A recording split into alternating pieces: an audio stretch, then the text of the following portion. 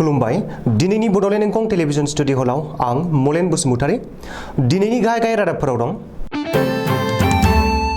बर' रेबग्रा जथुम आरो एनबिटिनि बानजायनायाव साननैनि थुनलाइयारि हाबाफारिया थुंगेबाय। चिरांनि हाग्रामा दालाङाव लामा जाब्रबथायजों सासे बर' आइजोनि जिउ खहा।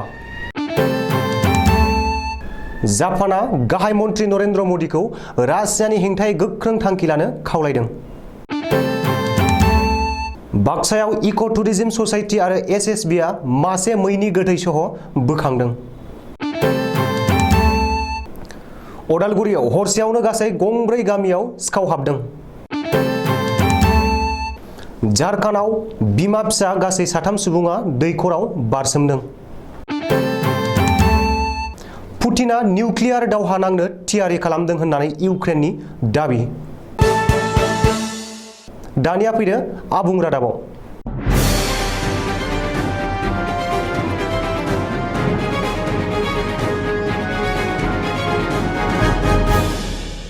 चिरां जिल्ला आरो बङाइगाव जिल्लानि सिमायाव थानाय बिजनियाव रैमालि एकाडेमि बिएड फरायसालिमायाव बर' रेबग्रा जथुमनि 38थि जोनोम सानखौ सानब्रैनि हाबाफारिजों गाजा गोमजायै थुनलाइयारि हाबाफारि खुंफुंनाया 4थि सानाव रबिबारखालि फुंनि 10 रिंगानिफ्राय बेलासिनि 5 रिंगासिम जादोंमोन।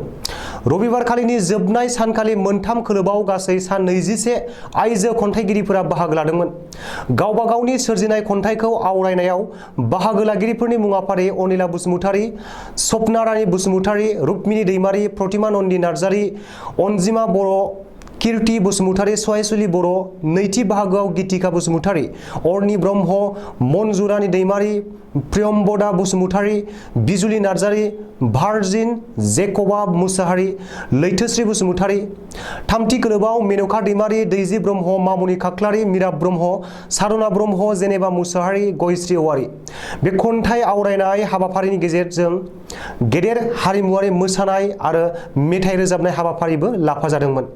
जोबनायाव आगान खोमोरनाय हाबाफारियाव बर' रेबग्रा जथुमनि आफादगिरि राजेन बसुमतारीनि मासि दैदेननायाव गाहाय आलासि महरै डक्टर दिननाथ बसुमतारी, रत्नेश्वर बसुमतारी मोनहा आलासि महरै बाहागो लादोंमोन आरो नेशनेल बुक ट्रास्ट इन्डियानि कअर्डिनेटर दीप सयखियाया बयखौबो साबायखर बावदोंमोन। चिरां जिल्लानि सापागुरिनिफ्राय खैलामैलासिम थांनाय राजा लामायाव हाग्रामा दालां गुदिनि पुलिस सिग्रोम जेवरा गुदियाव लामा जाब्रबथायजों रबिबारखालि फुङाव सासे बर' आइजोनि जिउ खहा जादों। थैनाय आइजोनि मुंखौ 35 बोसोर बैसोनि दीपिका नार्जारी होननानै सुलुङाव फोरमायदों। पुलिसनि सुलुङाव फोरमायनाय बादिब्ला बाला अन्थाइ रोगानाय AS 19S 3700 नम्बरनि गंसे डाम्पार गारिया स्कुटिजों फैबाय थानाय समाव हाग्रामा दालां सेराव जाब्रबथाय जानायाव दीपिका नार्जारीया जायगायावनो थैनो गोनां जादों। बेनि उनाव जायगानि गुबुन गुबुन हारिनि रायजो राजाया खुद्रिखांनानै लामायाव होस्रिखाव डाम्पार गारि सालायनायखौ बन्द खालामनांगौ होननानै स्लगान होयै होयै खुंथायखौ खावलायदों। बेनि अनगायैबो हाग्रामा दालां गुदिनि पुलिस सिग्रोम जेवराखौ खुद्रिनाय रायजो राजाया सिफायनानै होदों।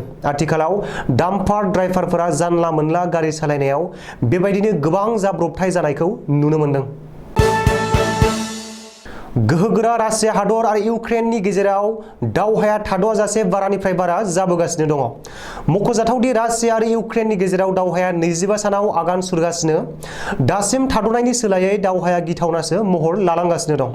जापाननि गाहाय मन्त्रि फुमिक केसिडाया इउक्रेननि सायाव रासियानि गाग्लोबनायखौ गिथावना जाथाय होनना बुंदों।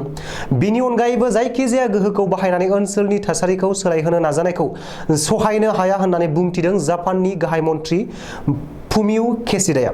14थि भारत जापाननि गोजौ थाखोनि जथुम्मायाव भारतनि गाहाय मन्त्रि नरेन्द्र मदिनि बाहागो लानायाव बे बाथ्राखौ बुंदों फुमियो केसिडाया। बिनि अनगायैबो जापाननि गाहाय मन्त्रि फुमियो केसिडाया भारतनि गाहाय मन्त्रि नरेन्द्र मदिखौ पुतिननि सायाव नारसिननो थाखाय बाथ्रा बुंदों, जाहाथे हारिमायारि बेबस्थाखौ उदां बाहायनो हायो। हाग्रानि जिब जुनारफोरनि फारसे मानसिनि गोसोआ अन्थाइ बिखाबादि जालांदों। हाग्रामा ओनसोलाव आदारनि आंखाल जानायलाय गामि फारसे आदार नागिरथिंलाबायफैनाय मासे मैखौ सोरबा सिनाय मोनै सुबुंफोरा बुथारदों। मख'जाथावदि बाक्सा जिल्लानि मुल्दा बस्तियाव मानास चौकी इक' टुरिज्म ससाइटि आरो एसएसबिआ थैना थांनाय मासे मैनि गोथै देहाखौ बोखांदों। सुलुङाव मिथिनाय बादिब्ला हाग्रा ओनसोलनिफ्राय गामि फारसे आदार नागिरनो फैनाय मैखौ सोरबा सिनाय मोनै सुबुंफोरा खास्रि बिस्रियै बुथारना गालांदों। दायो जाथाय खालामग्रा दायनिगिरिफोरखौ गोख्रैयै नायबिजिरगासिनो दं। हरनि समाव सोरबा सिनाय मोनै माखासे सिखावफोरा फैनानै गासै रां रुफाखौ खावनानै लानानै थांदों। मख'जाथावदि उदालगुरि जिल्लानि बर'बाजार ओनसोलाव हरनि समाव हरसेयावनो गासै गं 4 गामिनिफ्राय माखासे सिनाय मोनै सिखावा हाबनानै गासै रां रुफा आरो मुवा बेसादफोरखौ खावना लाना थांजोबदों।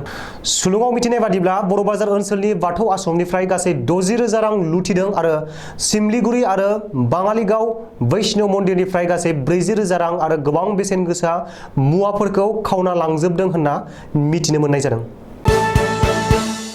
मोनसे सोमोनांथाव जाथाय बिसि फिसायनि गेजेराव नांलायनानै गावजों लोगोसे सासे आइजोआ गावनि सानै गथ'खौ लानानै दैखराव बारसोमदों।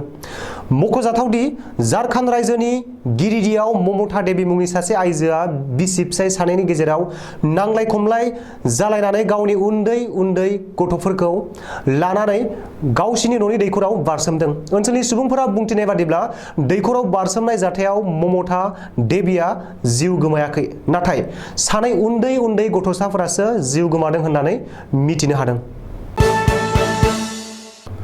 रासिया आरो इउक्रेननि गेजेराव दावहाया दिनैजों 25 सानाव आगान होबाय।